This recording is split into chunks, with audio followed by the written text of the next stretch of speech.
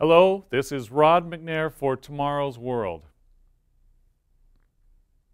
There's an interesting story in the Old Testament about a time in ancient Israel's history when many people were compromising with God's truth.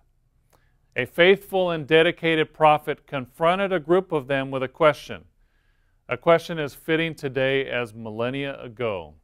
That prophet was Elijah. And the question he asked them was, how long will you falter between two opinions? You see, they were outwardly saying they worship God, but they were mixing that profession with all sorts of traditions borrowed from the pagans. They said they worship God, but they mixed it with Baal worship, the chief false god of the Canaanites. And that worship involved all sorts of strange, idolatrous, and immoral customs, and even child sacrifice. So here was his challenge to them. If the Lord is God, follow Him. But if Baal, follow him. You find that in 1 Kings 18, verse 21.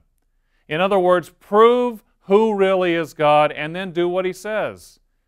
And isn't that a timely challenge for us in our generation today?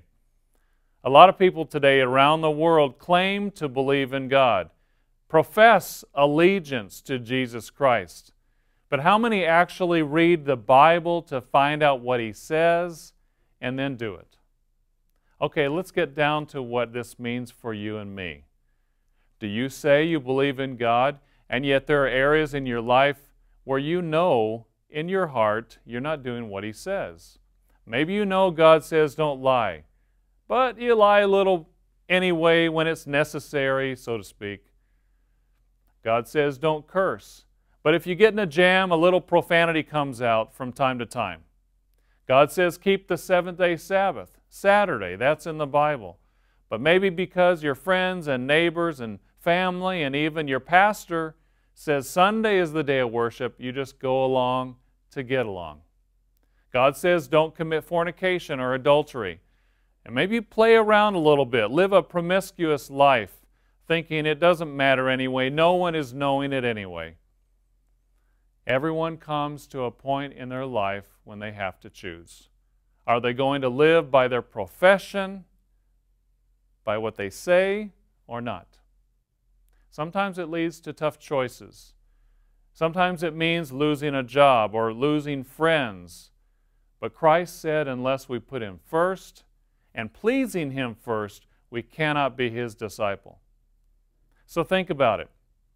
In a world filled with compromise, maybe it's time we all prove what is really true from God's Word, from the Bible, and really start applying it in our lives. Moses recorded God's challenge to ancient Israel, and it's a challenge to our generation today as well. It's recorded in Deuteronomy 30, verse 19.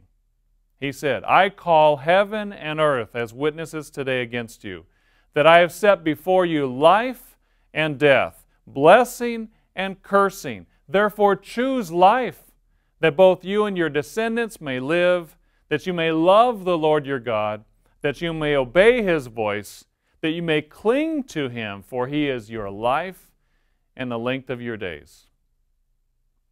Think about it. Prove God's Word. Live it. God will help you do that. Do the right thing. Don't just go along with the crowd. Don't compromise. Remember, you'll find all sorts of material explaining God's truth and His way of life at tomorrowsworld.org and on our Tomorrow's World Facebook page. You can download booklets, listen to telecasts, read commentaries, and find out what God really wants for you and how He will help you make the right choices in your life. Until next time, take care.